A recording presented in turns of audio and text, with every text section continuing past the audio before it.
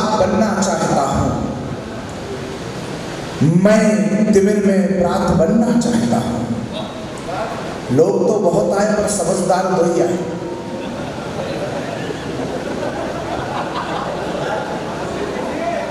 कईयों को कल तक समझ में आएगी, और उनके कुर्ते का रंग देखो तो पता चल रहा है कि किस परिवार से है। अनकहे जज्बात बनना चाहता हूं, मैं तिमिर में रात बनना चाहता हूं। संभाव्य है मुझको गर्म पीना पड़े, फिर भी मैं सुतरात बनना चाहता हूं। कोई जब घात करता है तो ये प्रतिघात करती है, शहंशाह सूरमाओं से भी दो दो हाथ करती है। ये दिनकर की विरासत है, मुखरता धर्म है इसका। बजीरी मौन हो भैसे तो कविता बात करती है। बजीरी मौन हो ये दावा नहीं करता बहुत मीठा मैं गाता हूँ। ये दावा नहीं करता श्रद्धे मनहर जी जिनके व्यंजना, जिनके काव्य पाठ का मैं बहुत मुरीद हूँ। वो कितने सुर से गाते हैं, कितने उत्कर्ष के साथ, कितने उतार चढ़ाव के साथ गाते हैं। मेरे को ये ताकत ईश्वर ने नहीं दी, माँ सरस्वती ने नहीं दी। मैं उनको प्रणाम करते हुए 4 पंक्ति का निवेदन करता हूँ कि मैं ये दावा नहीं करता, बहुत मीठा मैं गाता हूँ। जो देखे जिंदगी में मैं वही किस्से सुनाता हूँ। अनाड़ी हूँ मगर एक कायदे का भी सलीका है, जहाँ सब छोड़ देते हैं वहीं से मैं सुनाता हूँ। जहाँ सब छोड़ देते हैं वहीं से मैं सुनाता हूँ।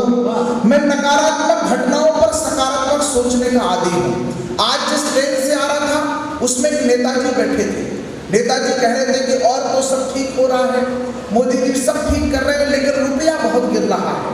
सर बैठे हैं, कलेक्टर महोदय बैठे हैं, एसपी साहब बैठे, सबकी उपस्थिति है, बड़े लोगों की उपस्थिति में बारीक डेटे के साथ अपनी बात प्रारंभ करना चाहता हूँ।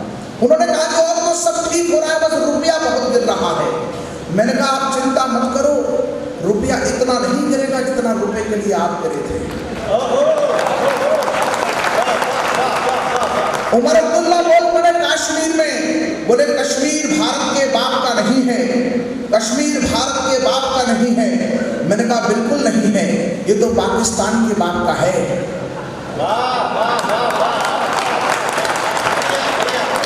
और बाप का ही रहेगा, क्योंकि नाजायज संतानों को स्वीकार नहीं करने में प्रारंभ होना चाहता हूं। एक तर्क पढ़ता हूं, क्यों हमला नहीं कर रहा है हिंदुस्तान 2 कौड़ी के मुल्क पर?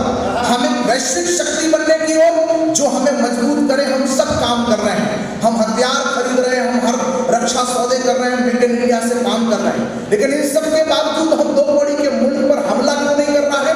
हिंदुस्तान महाभारत की संस्कृति का देश, अगर कारण ठीक हो तो विविधा परिवार में खड़ा हो, जहां बहुत बुद्धिजीवी श्रोता है, उनका समर्थन और उन तक बात पहुंचे तो मुझे मेरा प्रणाम स्वीकार करिएगा कि नाजायज संतानों को स्वीकार नहीं करते हैं हम।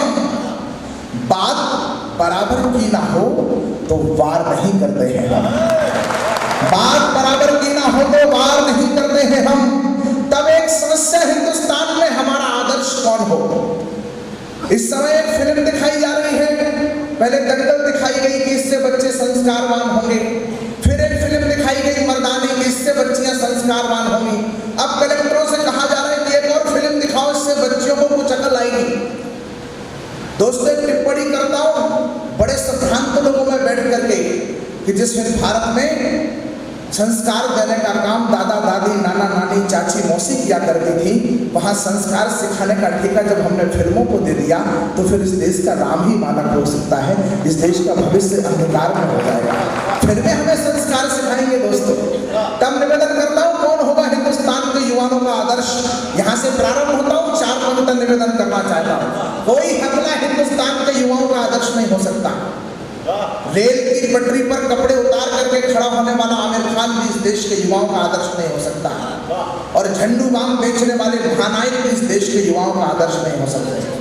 मैं 4 पंक्तियां पढ़ता हूँ, पीछे तक के मोहल्ले का समर्थन चाहता हूँ। कौन होगा हिंदुस्तान के युवाओं का आदर्श? बनना है तो युवा साथियों भारत की तकदीर बनो, धर्म ध्वजा की रक्षा करने पार्थ के तीखे तीर बनो, त्याग समर्पण देशभक्ति की एक नई बुनियाद बनो, भगत सिंह सुखदेव राजगुरु चंद्रशेखर आजाद बनो। भगत सिंह सुखदेव राजगुरु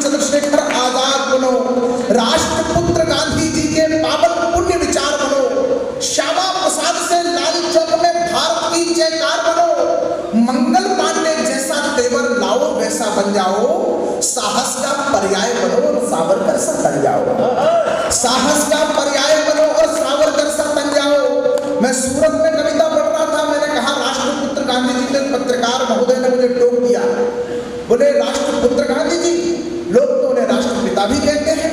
मैंने कहा आप कहिए, पर जिस महापुरुष को, जिस भारत माता को रामकृष्ण गौतम नानक महावीर और ना जाने कितने बेटों ने मां मानकर के पूजा हो, उस देश में राष्ट्रपिता की कोई अवधारणा हो ही नहीं सकती। मैं मान रहा, मैं गांधी जी को अनुयायी हूं, वर्धा जाकर के उन पर अध्ययन किया है। मैं यहां से कुछ पंक्तियां निवेदन करता हूं, फिर तर्क की बात कहना चाहता हूं कि मैं मान रहा उस महासमर में गांधी की अगवानी थी, उनके पुण्य विचारों की भी ये दुनिया दीवानी थी, पर ये भी मानो उसके पीछे ताकत थी बलिदान की, भगत सरीखे वीरों की और शेखर से हनुमान की, जिसके साहस को देख फिरंगी बहुत अधिक डर जाते थे, पड़ी लाश की फिर भी उनके पास पलक न जाते थे। जब गोरों के मंसूबों पर घोर घटा छा जाती थी, तब गांधी जी की याद उन्हें समझौते को आ जाती थी। 7 लाख कुर्बानी दी थी, 7 लाख कुर्बानी दी थी, भीषणतम संग्राम हुआ, बिना जंग के नहीं सुलभ आजादी का परिणाम हुआ। डर से झुका फिरंगी शासन और अधिक झुक सकता था। मुझे नहीं पता कितने लोगों के पास बंटवारे की पीड़ा, बंटवारे का एहसास है, मुझे नहीं पता कितने लोग अखंड भारत का सपना आज भी पालते हैं, लेकिन अगली पंक्ति अगर ठीक जगह उंगली रख दूं तो या तो सारे लोगों की खामोशी चाहिए या सारे लोगों की तालियां चाहिए। मैं देखना चाहता हूं, एक तर्क रखता हूं कि डर से झुका फिरंगी शासन और अधिक झुक सकता था। कुछ लोग समर्पण ना करते तो बंटवारा रुक सकता था,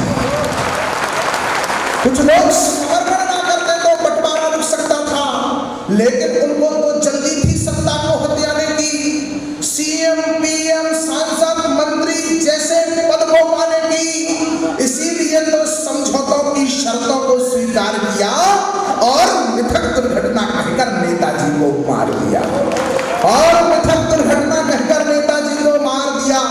हमने तभी से दंश सहे हैं यारों बस विस्फोटों के, 4 साल का 3 साल का हिसाब मांगा जा रहा है दोस्तों। ये तक कह दिया जब अफजल की लोग, अफजल और वो अफजल पर नारे लगाने वाले 2 लड़कों को पुलिस ने गिरफ्तार कर लिया, तो इस देश के 2 नेता पहुंच गए, बोले मैं कन्हैया की गिरफ्तारी का विरोध करता हूं। मैंने कहा मैं भी विरोध करता हूं, देशद्रोहियों को गिरफ्तार नहीं करना चाहिए, देशद्रोहियों को गोली मार देनी चाहिए। फिर उन्होंने कहा कि मुझे संघ से देशभक्ति का सर्टिफिकेट नहीं चाहिए।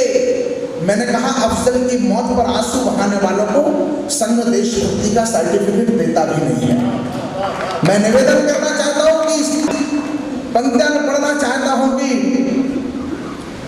लहू जिगर का शाही बेसन मैंने खूब मिलाया है, सदियां बीत गई है हमको जुल्म तुम्हारे सहने में, नदियां आंखों से बह जाती एक कथानक कहने में। हमने 16 मई 2014 के बाद हमने सहना क्या छोड़ दिया, तो एक आवाज आई कि हिंदुस्तान असहिष्णु हो गया। लोगों ने कहा कि आप लोगों ने सहना बंद कर दिया। हमने ट्वीट किया, हमने कहा सर असहिष्णुता क्या है, तो उनका आमिर खान साहब का जवाब आया कि आप लोगों ने सहना बंद कर दिया। मैंने कहा सर अगर हम लोगों ने सहना बंद कर दिया तो आप अत्याचार करना बंद कर दो।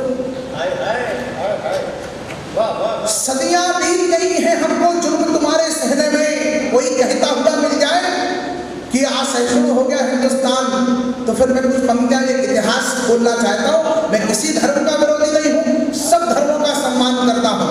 मर्दों से नहीं कोई नामर्दों से दिक्कत है, ना तुम्हारी पट्टी ना पर्दों से दिक्कत है, तुमसे नहीं है दिक्कत मेरे भाई मुसलमानों। एक सैफुल्लाह नाम के आतंकवादी मारा गया तो उसके बाप ने मना कर दिया। कैसा होता है हिंदुस्तान का मुसलमान, उसके बाप ने मना कर दिया कि ये गंदा खून हमारा नहीं हो सकता, मैं इसे लेने से इनकार करता हूं। देश के प्रधानमंत्री ने उसका अभिनंदन किया, देश के गृह मंत्री ने संसद में उसके अभिनंदन का प्रस्ताव रखा। मैंने तुरंत ट्वीट किया पूर्व मुख्यमंत्री जी को, मैंने कहा दिग्विजय सिंह जी अब तो आतंकवादियों के बाप तक को शर्म आने लगी, पर आपको मर्दों से नहीं कोई ना मर्दों से दिक्कत है, ना तुम्हारी पट्टी ना पर्दों से दिक्कत है, तुमसे नहीं है दिक्कत मेरे भाई मुसलमानों, हमको तुम्हारे कपटी हमदर्दों से दिक्कत है। सदियां बीत गई है हमको जुल्म तुम्हारे सहने में, नदियां आंखों से बह जाती एक कथानक कहने में। याद करो जब देश हमारा था अभीष्ट उत्थान पर, तब कासिम ने हमला बोला मेरे हिंदुस्तान पर। गजनबी गौरी भी आए हमने पावर को सहा था, है नहीं अनुमान तुमको रक्त का दरिया बहा था। आदमी की जिंदगी गजबाओं से कूटी गई थी। मैं उस अंचल में रहता हूँ जहाँ 10,000 लोगों को हाथियों की दाएं दी गई थी, हाथियों के नीचे कुचला गया था। आदमी की जिंदगी गजबाओं से कूटी गई थी और हमारी देवियों की इज्जतें लूटी गई थी। स्वर्ण शीर्ष संप्रदाय बीत करके ले गए थे, सिंध के राजा की बेटी छीन करके ले गए थे। क्या बतलाएं क्या क्या तुमने क्या क्या तब बर्बाद किया। लक्ष्मणपुर में जो कह रहा हूं, ये कहने की हिम्मत एकमात्र कवि हूं जो करता हूं। ये भाषा बोलने की हिम्मत हर आदमी नहीं कर सकता 1000 किलोमीटर दूर आकर के। मैं कोशिश कर रहा हूं मेरे हिम्मत को, हौसले को दाद देना। मैं निवेदन करना चाहता हूं कि यार क्या क्या बतलाएं क्या क्या तुमने क्या क्या तब बर्बाद किया। लक्ष्मणपुर लखनऊ में बदला, प्रयाग इलाहाबाद किया। जिसको कहते ताजमहल था कभी हमारा पुण्य शिवाला। कुछ विध्वंस किए तुमने और कुछ का नाम बदल कर डाला। तक्षशिला ताजमहल कभी प्रेम की नई निशानी नहीं हो सकता दोस्तों। प्रेम की निशानी इसलिए नहीं हो सकता है, मैं प्रेम का विरोधी कभी नहीं हूं, प्रेम सबको करना चाहिए। लेकिन दोस्तों प्रेम की निशानी इसलिए नहीं हो सकता है क्योंकि शाहजहां की चौथी पत्नी थी मुमताज, उसके बाद 3 विवाह और किए। अगर ये प्रेम है, ये मोहब्बत है, ये इश्क है, तो फिर अय्याशी क्या है।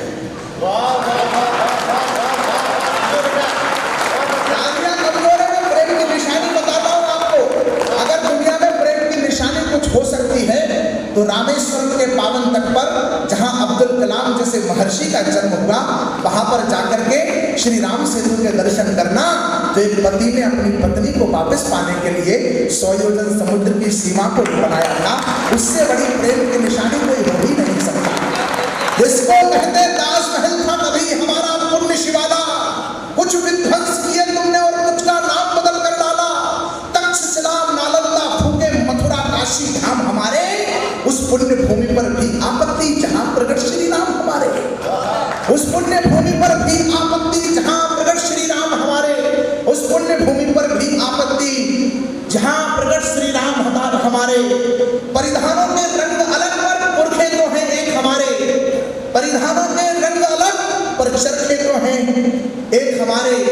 हाँ दोस्तों एक बात कहना चाहता हूं मैं, हिंदुस्तान में एक घटना हुई अभी, 2 पंक्तियों के कहकर के मैं इस विषय को बदलते हुए कविता आपको सुनाना चाहता हूं।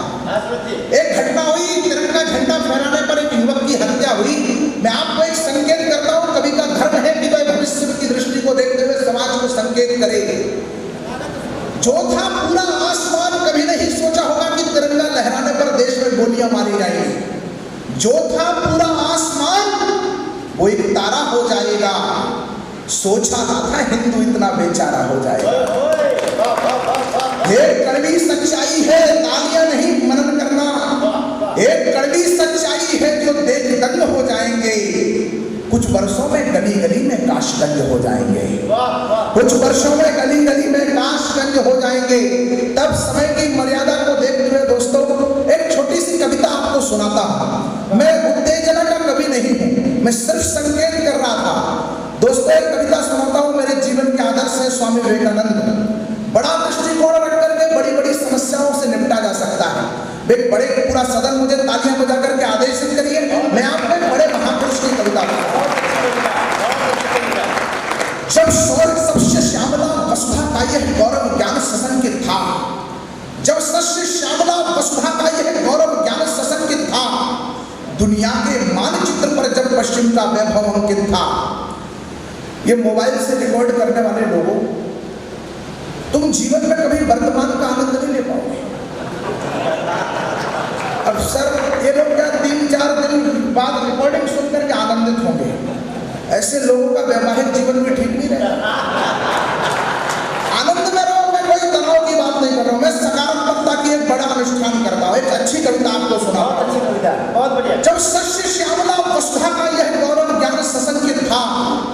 दुनिया के मानचित्र पर जब पश्चिम का वैभव अंकित था, हम देश महज पाखंड हो गए हैं तब दुनिया को लगता था, हम अंधभक्त हैं पंडों के हैं तब दुनिया को लगता था।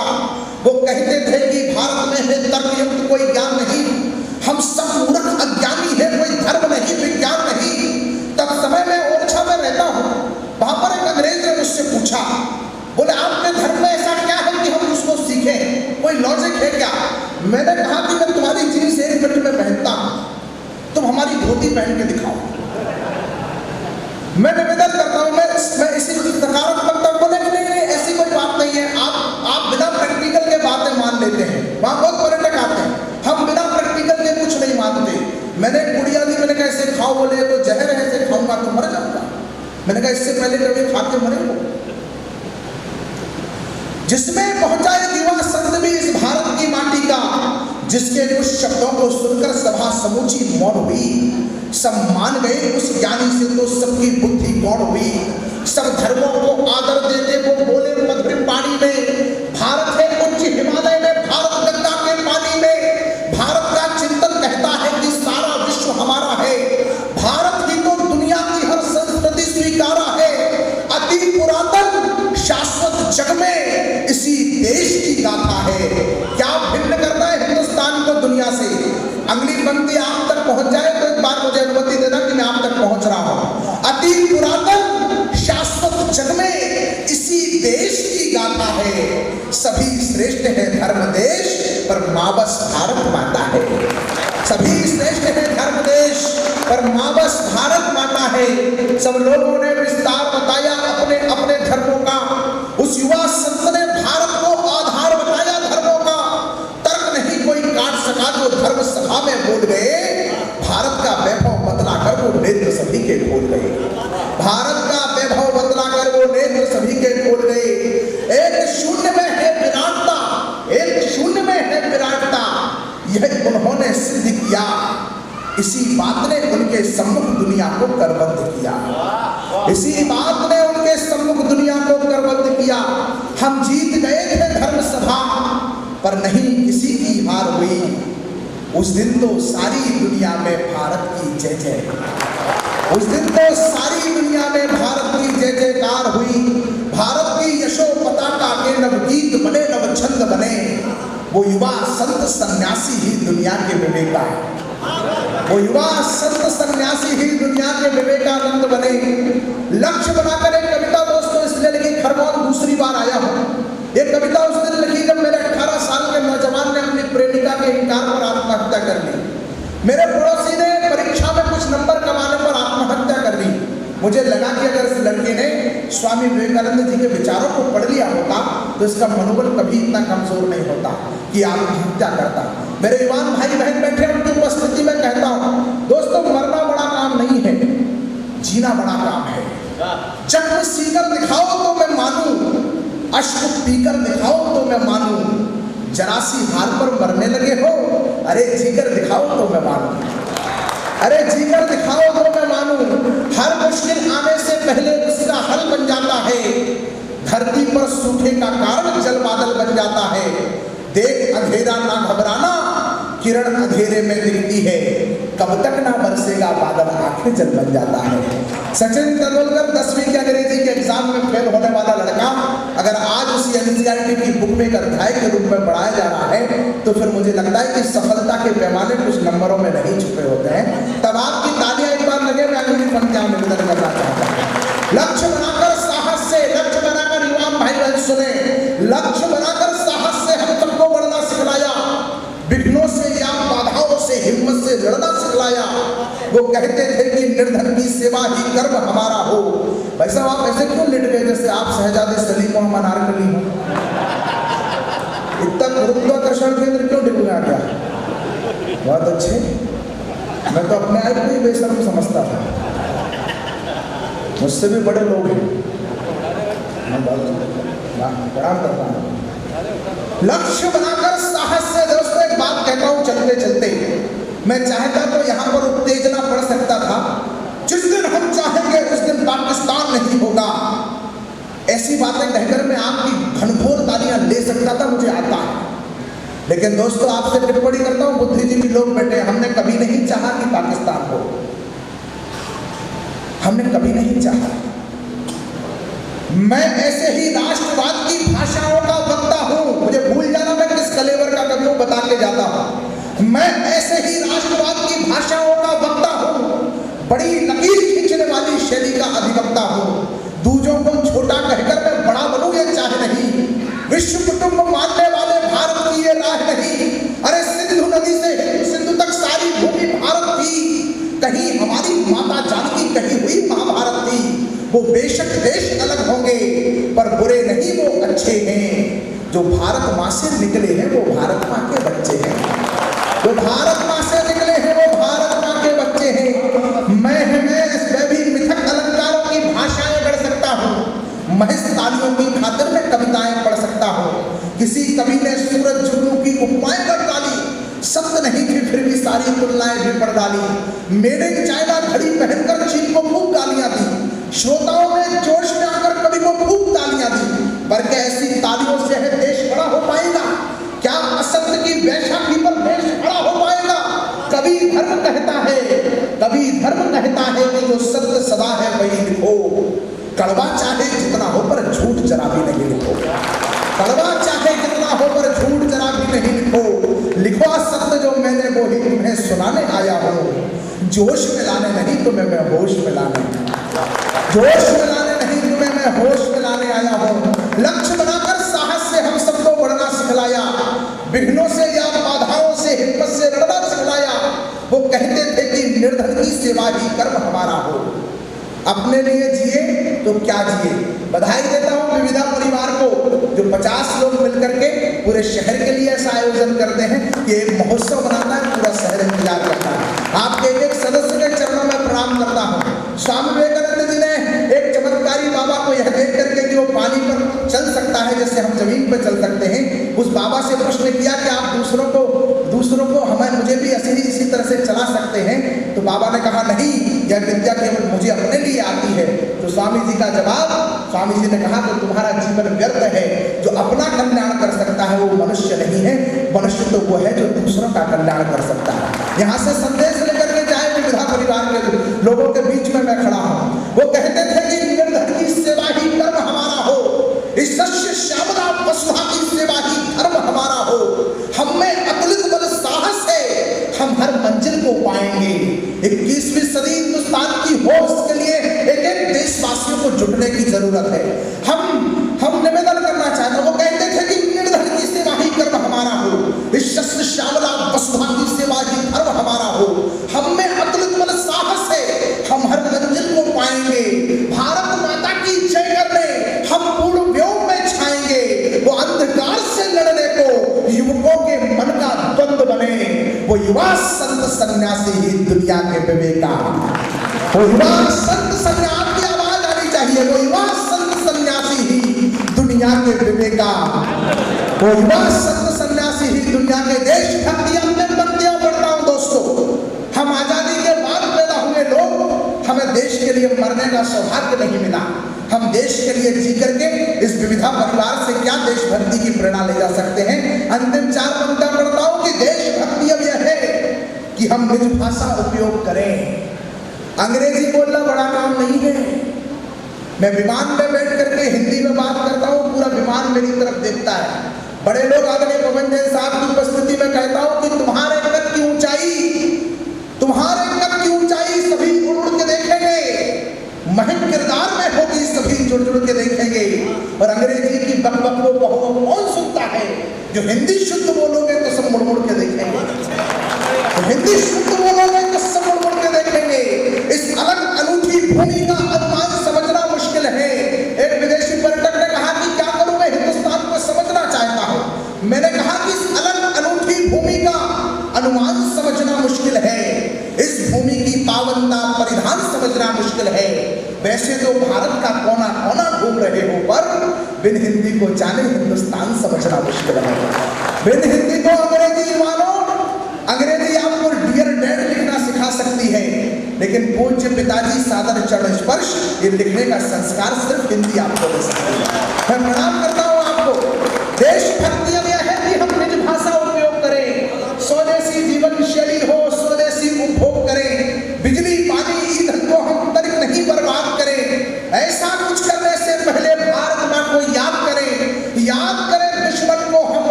राष्ट्रवाद पर वोट करें, जातिवाद से ऊपर उठकर राष्ट्रवाद पर वोट करें। यह समय देश की दौलत है। राष्ट्रवाद पर वोट करने की जरूरत इसलिए भी है दोस्तों, तमाम तरह के राजनीतिक उठापटक देश में मची हुई है। एक देश के बड़े नेता ने मुझसे कहा था, आपके अंचल से निमाड़ से उनका रिश्ता है, कांग्रेस के बड़े नेता हैं, कि आप कभी हमारी कांग्रेस के लिए भी कोई कविता लिखो। मैंने कहा उनसे कुछ पंक्तियां निवेदन करिए, अगर सच्ची कह दूं तो इस अंचल में आए यहाँ के लोग आशीर्वाद दें। मैंने उनकी बात मानी। मैंने उनको आईना दिखाते हुए कहा कि पूरब से लेकर पश्चिम था सभी दिशा में राज तुम्हारा। जो मेरे बुजुर्ग खड़े बैठे उनकी उपस्थिति में कह रहा हूं, अगर सच कह रहा हूं तो मुझे आशीर्वाद देना। पूरब से लेकर पश्चिम था सभी दिशा में राज तुम्हारा, आजादी मिलते ही तुमने जीत लिया था भारत सारा।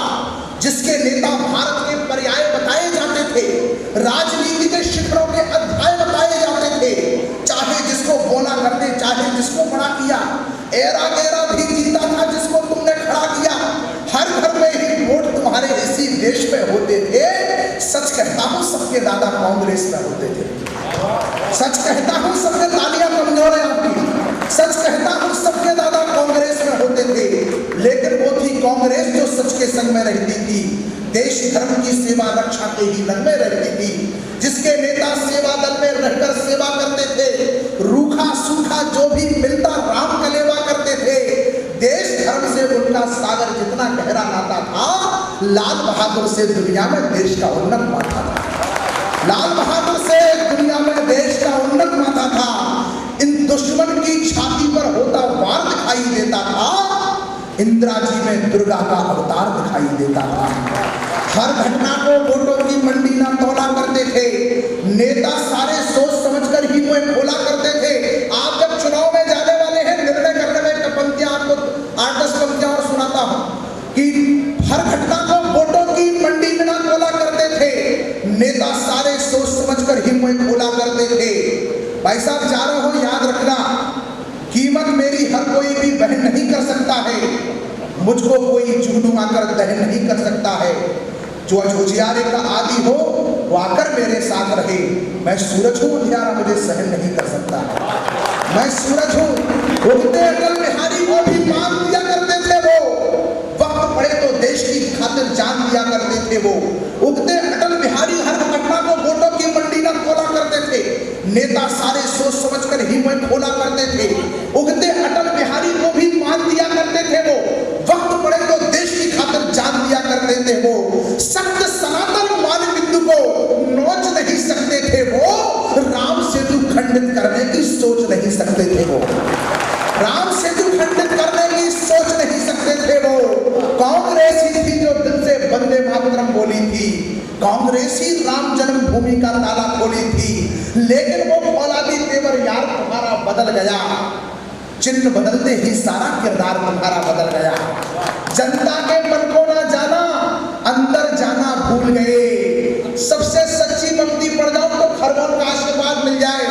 यहाँ से बहुत बड़े पदाधिकारी आते हैं उस पार्टी के, तब कह रहा हूँ कि जनता के दिल को ना जाना, अंदर जाना भूल गए। सिर्फ नमाजी बने रहे तो मंदिर जाना भूल गए।